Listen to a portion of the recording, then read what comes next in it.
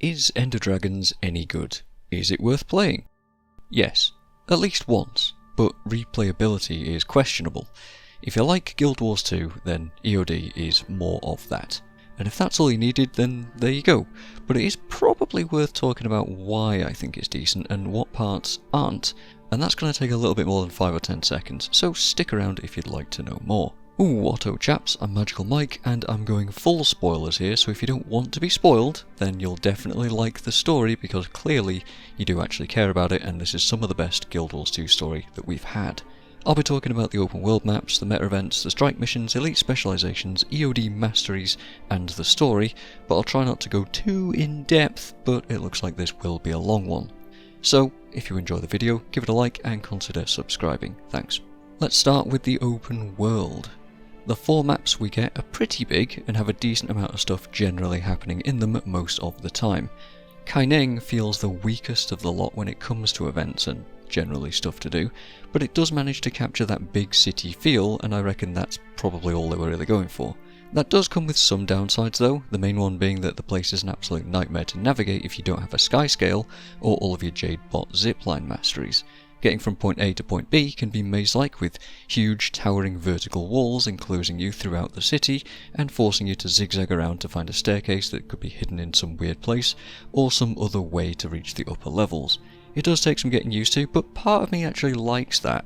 Having street smarts for Kaineng City navigation actually kinda counts for something. You could use the Raptor taxi system that's been spread in the city and in Saitung, and I do very much enjoy having the game take control of my commutes.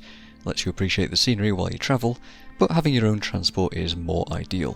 Events in the city are pretty sparse though, and 90% of them just boil down to kill Jade Brotherhood, escort some guys, or kill some Jade mechs, which isn't super engaging.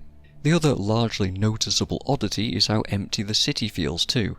For it being a gigantic futuristic metropolis, there's so few people in the streets and just so little actually going on, and there's no services either, no banks, no trading post, no crafting stations, none of that. It's kinda weird.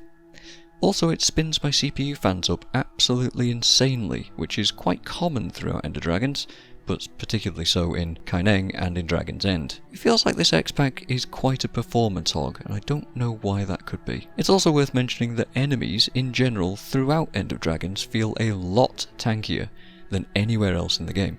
It feels like it can take a significantly longer time to kill things here, which is exacerbated if you have a weak DPS build, so do be aware. Saitung Province is easily my favourite map. It's open, it's got lots of events, a bunch of variety going on, and it's breezy and chill to explore. Bear in mind I've map completed all 4 of these maps 9 times each, and Saitung hasn't got old yet. Kaineng has, Ekoveld definitely has, and Dragon's End retains my attention when exploring, so it's a bit of a mixed bag here. Saitung is a strong start though. It manages to introduce plenty of Canthan culture, fishing, skiffs, and even has a small jumping puzzle to do. Well, technically 2 if you count the tutorial one at the start. Now Kaineng also has a puzzle, for what it's worth, but I'm not really all that keen on it. A thing to appreciate with all of the maps is the amount of attention to secrets, lore notes, and ambient dialogue that you can pick up on. Kaineng has an absolute ton of intrigue going on in notes that you can find all over the city, just in so many places, really hinting at all sorts of curious potential story threads in the future. Ekovald has a bunch of underground, decently hidden crypts to explore, and Dragon's End has a mini dungeon and an underground jade lake. What I'm trying to point out with all this stuff is that if you just do map completion and don't really pay much attention, then you'll end up missing a ton of value from this expansion. You really must give it your entire attention in order to get a lot out of it. Ekovald is probably the weakest map of the bunch though. There's a few neat secrets to find that hint to lore about old Guild Wars 1 stuff, like Urgos and his spirit, and the Wardens and Forever Trees, which were all cool to play, but difficult to really give credit for replayability. Event chains in the map are generally engaging, and those crypts make the old Kurzik ruins feel a little bit special, but it also suffers from feeling very penned in, much like Kaineng, but substituting buildings for trees and streets for lanes in the forest floor. Hidden chests are a nice thing to find all over these maps. The achievement panel really serves as a guide for those, and for all sorts of other things to keep you occupied too, for better or for worse, as the whole UI for achievements feels very tacked on to the game at this point, always has done. Unfortunately, when it does come to a lot of the content in End of Dragons, you'll be relying on using your achievement panel to keep track of what you still need to do or haven't seen yet. And when I say hidden chests, by the way, I'm referring to a kind of Breath of the Wild Korok seed system of interaction. You'll hear these wind sounds and a bit of a chime when a thing is nearby, and doing these very tiny interaction puzzles will reward you with these hidden chests, which is pretty neat. I do like that. But yeah, sadly I don't really have a lot to say about Ekervald itself. It doesn't quite recapture the old Guild Wars 1 Kurzik lands for me, and having a giant block of it right in the middle be taken up by a literal junkyard full of green jade tech junk really kind of crashes the vibe. For what it's worth, I've not mentioned the overall greenness aesthetic of End of Dragons yet, but it really is incredibly green and jade is everywhere, which did end up getting old for me quite quickly. The rest of the forest is full of enemies that will keep you in combat for ages too, which can be very annoying if you want to move on quickly after dismounting to, say, harvest a tree or mine some rocks or whatever. You'll attract a bunch of ranged mobs that you'll need to get closer to kill, which then attracts more mobs all the time. You'll be stuck in combat way too often in Ekervald. And finally we have Dragon's End. The Jade Sea is kind of hard to appreciate in Guild Wars 2 because the whole map is a meta event and once again it's just very green. You have to keep busy there, which means it's decently good for replay value at least. I mean, 1 out of 4 ain't bad, is it? Actually kind of is. And it is the map that I've spent the least time doing random achievements in and side objectives on. The Under Jade area is super cool, I will say that, and a relaxing place to fish in, which isn't really a great thing to be doing in that map because it's a meta event map, but there's not a great deal to say about the rest of the map overall since everything ties into the meta. It's just okay.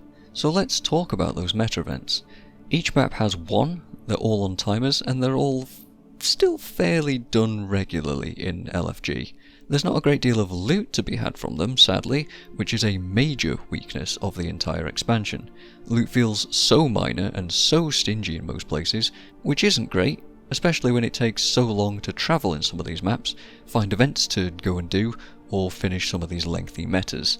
You'll find that you're spending a lot of time and not really getting a ton back for that time. They're all also quite zergy, as in any other Guild Wars 2 meta event.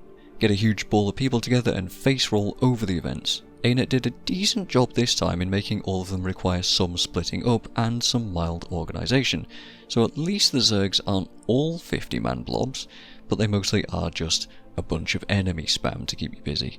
There are a good amount of mechanics to deal with though, so at least that's a positive. Saitung's Aetherblade meta involves you splitting up and essentially mass defeating tons and tons of mobs.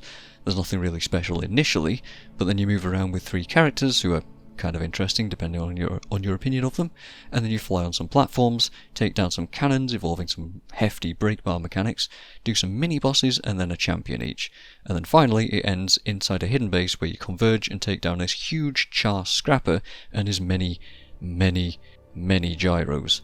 Lots of breakbar stuff, plenty of effect spam, lots going on, but he's mostly a punching bag. Kaineng's Blackout is quite similar, although visually more appealing to me.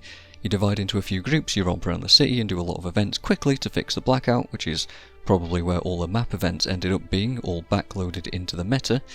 You take 2 lanes through the city after that to fix all the power areas, and this one's nice. It also involves leaving people behind to defend those areas as you move through those lanes too. Again, nice, I like the splitting up. The boss, however, is just another big punching bag though. Meh. Ekervald's meta is, you guessed it, a load of quick fire events all over the map that make you split up. Once you finish them, the Zerg converges onto the junkyard to encounter a giant amalgamated jade golem thing. I think this boss has way too much health, as the fight isn't really engaging but does last absolutely ages. It's like 10 to 15 minutes of face rolling against your keyboard against this boss. Now this thing does move and it does have some dangerous attacks, one of which is an instant kill if you don't move to react properly, hiding behind the scrap that it drops, but overall I find it quite dull. It's a Guild Wars 2 meta event, you either like them or you don't at this point, right? And so, Dragon's End. I'll keep this short despite it being a huge topic because it's been talked about to absolute death, and frankly I'm sick of hearing about it myself. This whole map is a meta event and it generally takes about 2 hours to complete. If you want to get a successful map, you need to organise it well. Pugging randomly has such a low success rate for me that it's just not even worth trying in that instance. You either get in on time at the start of a 2-hour cycle and stay for the long haul, or you probably just fail and waste your time. I'm not a massive fan of Dragon's End. The fight at the end is spectacular, don't get me wrong, one of the best, most engaging open world bosses ever, but the lead up takes way too long. You'll need to do your absolute best here, getting events done, grabbing all the buffs you can from doing them, and then getting your Jade Protocol droid buff things as well. Then there's once again another split escort phase involving tons of story characters, culminating in a massive central convergence and a battle atop the Harvest Temple with an Elder Dragon. There's also a bunch of achievements that you can only progress after beating the meta successfully, which isn't really ideal in all the cases. The boss though is good. I like the fight itself, but it's definitely caused a lot of tension between various different types of players, and as I said before, this has been talked about to death. There's tons of videos about this meta. I don't think it's really changed even since launch. Mostly it might be a little bit easier, but it still requires a lot of organisation and such, blah blah blah. So as I said, I could go on, but I think I'll just leave it at that. Open world content that involves that much organisation is pretty rough in the game for now, but luckily we have strike missions, which are 10-man instant boss content. Currently there's 4 to do, all lifted and altered from the main story, and I'd like to say that they're all pretty decently enjoyable. They're not too tough, there's not too much needed to master them, but there are plenty of mechanics that rely on individual contributions to make sure that you get the wins, or more so to make sure that you don't fail. It's definitely on par with a lot of raid bosses. Mitrin punishes you for dropping lightning on the group, and it teaches you to spread and move properly and get some serious break bar damage done. Anchor is probably the most dull, mostly acting like a training golem, honestly. There is a lich mechanic that can wipe you out, and it has lots of forced movement mechanics to keep you stacked on the commander. Kaineng has an absolute ton going on in comparison. It does feel quite anime, fighting the minister on top of a building with his dragon slashes and henchmen. There's split tanking mechanics, there's plenty of dangerous attacks to avoid, split health bar mechanics, targeted attacks on allies that you can troll with, please don't, and it's the second most mechanical strike here. The Harvest Temple being the most. It's a very long fight, a huge wall for pugs, and it asks quite a lot of individuals again. You can easily destroy your team by doing something wrong, dropping AoEs on them, not breaking bars, not splitting up or giving allies room, not jumping shockwaves, and not doing the whole orb phase correctly at the end. This is a hugely complex fight. It's pretty fun when you know what to do, but it is perhaps a little bit too long. All these have challenge modes available too, which I haven't done yet, but they do seem to be regarded very well from the community that actually likes this content. The major problem though is, once again, rewards.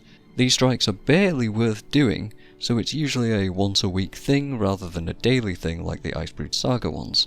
LFG has definitely noticed this very quickly and is pretty much dead for strikes, outside of a daily reset on NA servers. CMs are currently not worth doing more than a single time ever, so we'll see how that goes. So with a new expansion we also get a whole set of new elite specs to play, which we can also take into the older content too, refreshing the whole game somewhat. I did a whole series of videos exploring the beta variants of the EoD elite specs, and most of what I had to say in those videos still holds up. On the whole, they're pretty alright. They range from alright to excellent in terms of efficacy, and gladly I've not actually disliked playing any of them, but mostly in terms of fun, they feel kind of average to me. If you want the specifics then go and check that series, but let's rapid fire them here just for the sake of it now that I've actually played the story and map completed on all 9 of them. Bladesworn is average. It feels smoother than it did in the beta, but still it is a stationary class that kinda hurts the flow of combat. Dragon Slash payoff's damage is still fun despite that though. Willbender is also quite average. It's been dominating in PvP, but I haven't played that mode so I can't really comment. Condi Willbender has been surprisingly more fun than Power for me, but the class itself isn't all that special in its playstyle overall. Vindicator. Greatsword is alright, it really only has one move that does good damage and it's on a long cooldown. The aligned stance is hardly even used, opting for Shiro and Dwarf as DPS options, so are we really even using Vindicator at this point? Mechanist is extremely easy to play and to get a lot out of. It does decent damage, the mech pumps, and it's crazy good support build too. It still has no underwater functionality though, which is probably kinda weird. Untamed? More like unplayed, am I right? Anyway, this feels like a PvP class again. I don't really know, but in PvE it's absolutely worthless aside from the flavour. If you like the hammer and having tons of quickness and crowd control, then it's fun. On your own. I liked it, but it's way slower paced than I think it should be. Spectre, thumbs up. Big damage, it plays like a thief does by spamming a high damage ability with initiative, but it can also be a support build that has to really think about each action it does to get value out of it. If you can capitalise, this thing is extremely capable of carrying in every single game mode, but still probably does need a bit more work in ally targeting systems. Virtuoso still feels quite one trick. I like the Blade songs, I enjoyed playing Mesmer for once here, and it's got strong builds, but it's very gear and stat dependent to make it work properly. Still, it blasts a ton of damage and is easy to understand, so that's nice. Catalyst. Meh. I went back to Tempest about halfway through the map and the story completion. Celestial Catalyst is just okay. It feels like a piano class, but overall doesn't seem to be all that strong for the intensity of play. In a raid with Zerk stats, it can do loads, but it just isn't really for me. I prefer Tempest's pacing. I think Elementalist overall is in a bit of a tough spot right now, and Catalyst didn't really do much to help. Harbinger is a DPS machine. I prefer Scourge's kit overall still, but Harbinger's selfish DPS builds can go absolutely nuts, along with having some mobility for Necro finally. It's fun to play because it has a clear goal and an easy rotation. These specs are not the best that we've had in my opinion, but there's some good stuff in there. I don't relish the idea of playing Bladesworn at the moment, for example, but it's there and it exists, and some people like it, so, I mean, pick your poison. We'll see how balance patches affect them in the future. Masteries next, then. We have Fishing, Skiffs, Siege Turtles, Arborstone and the Jade Bot. I was done with all of these within about a week of playing. The points were super easy to get, the XP was super fast to maximise, and it was overall a quite smooth ride. It felt a lot like Path of Fire's pacing, which was nice. Good incentive to be doing lots of achievements too. Are they any good though? Well, that is the question. The turtle, for example, I find completely worthless. Yes, it's the only two-person mount in the game, but as a solo player I can't fire the cannons, which is really unfun. And it seems so unfun to use that I've mounted the thing probably 4 times in total. It also needs its own situations to really get use out of it in, otherwise regular DPS is better overall. It's slow, it's clunky, and it needs 2 players, and it does nothing in particular all that well. I don't care for it at all, and it was sadly locked behind the Dragon's End meta for quite a while, causing serious controversy. The Jade Bot has some use, but also feels quite niche. The modules overall seem quite forgettable and very expensive. The tiny boosts that you get from the Mount Endurance regen or the Skiff speed seem totally irrelevant, and I don't even feel like I'm missing out by not using them. The Glide boost is pretty crazy though. It's just a bit too niche to use once again. It also takes a higher tier core to equip these modules, and you have to use a Jade Bench too, which feels a little contrived just for the sake of it. Honestly, it just feels like an economy sink for turning items into research notes, which is a terrible crap currency that was invented just to turn low value crafted items into slightly higher value currency, for some arbitrary reason. The research note system is god awful and has seen many nerfs to their acquisition, which only tells us that ArenaNet haven't really thought them through either. It seems like an artificial gold sink, and nobody really likes those. Apart from that though, I often forget I have the deployable waypoint and I never use it. The res function that covers the bandage option in downstate is a double-edged sword. I mean, it can be very useful to help you recover from a downstate mid-combat, but it's a waste of a cooldown if you go down with no danger nearby. Again, fairly forgettable for me, but I do appreciate it when I do go down. Jade batteries and offense/defense nodes feel entirely arbitrary. It feels pretty unnecessary to have to interact with these things for boons and timed buffs, but I'm not too bothered about it overall. It's good if your character build doesn't have access to them, but irrelevant if it does. Ziplines are the only real highlight for me here. It makes travelling in EoD much nicer, being able to zip from place to place, but they're in fixed positions and you can almost always skyscale instead. I like the ziplines, we just need more of them around, especially in Kaineng City. Let's just find more use for that. Arborstone then. Well, it sure is a hub. Yep. Well, you get rested XP from it. That's good, right? Rested XP? We all care about XP? No? Okay. Jokes aside, there's a ton of additional quest and collection content to do that opens up from the Arborstone Masteries. I use this as my place to park all of my characters now. It's easy access to just about anything that I could need. I will say though, holy crap, the ambient dialogue is monumentally poorly implemented here. I've seen multiple Reddit threads even memeing on the stuff in this place already, and it's driven me quite mad. This is a place of refuge, not a den of iniquity. I'm glad Fury isn't alive to see his niece drag our good reputation straight through the guano. Excuse me, are you Pei? I'm going on a trip. I'm gonna visit some long lost cousins in the domain of the winds. Oh, that's where I'm going as well. That Shaw writer, Snaffle, gave me a free copy of one of his books. He even signed it. The frequency of this stuff needs axing, please, ArenaNet. It's actually been an issue throughout the entire expansion maps, constantly hearing the same NPC banter over and over again. This is a huge downside when it comes to immersion, totally and instantly breaking when you hear the guy keep telling the same Luxon joke that isn't funny, please. And finally, fishing and skiffs. I'm putting these together because the masteries themselves are kind of padding, if you ask me, and the content to play with these is in the actual act of going out and collecting the fish and sailing to them. In particular, depth charges on the skiff are a huge wasted potential for a mastery. They're a crowd control with no damage to speak of, and only one enemy in the game actually requires you to use it. It's simply better to sail past stuff or just disembark and kill mobs normally instead of using this skill. Again, that's why I said it feels like padding. I'm surprised that it's as relaxed and engaging as it turned out. I like fishing in Guild Wars 2. I deeply despise the fishing party buff though, and how easily you can lose it to random enemies constantly harassing you, or the maps closing, which is a massive problem in End of Dragons where it takes over an hour to get your stacks back, only to lose them because the maps close way too often.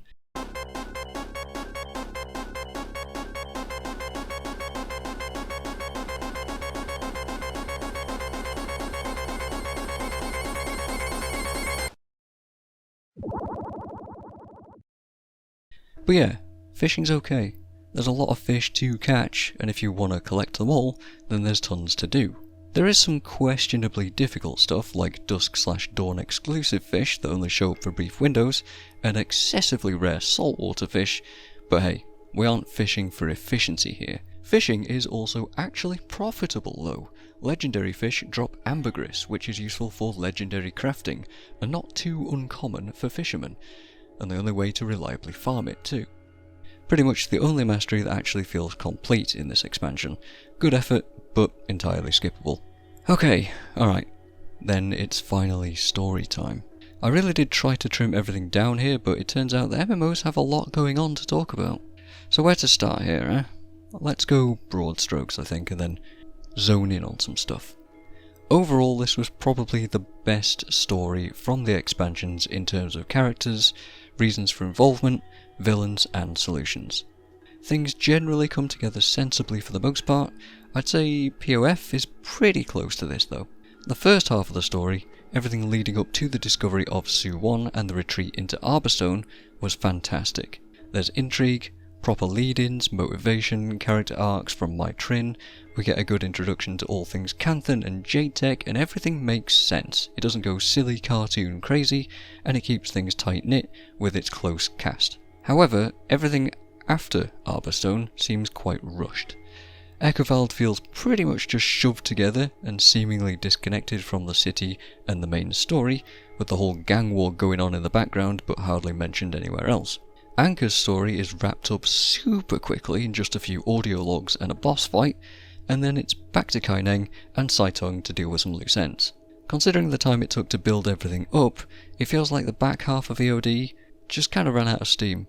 And while I appreciate actually going back to the city and to June's mansion, and it makes sense to do those things, on repeat playthroughs it feels a lot more like busy work, sadly. June's mansion itself is pretty terrible to replay, because it's a puzzle instance. Once you've solved the puzzle and know the answers, it's no longer particularly interesting to go back through.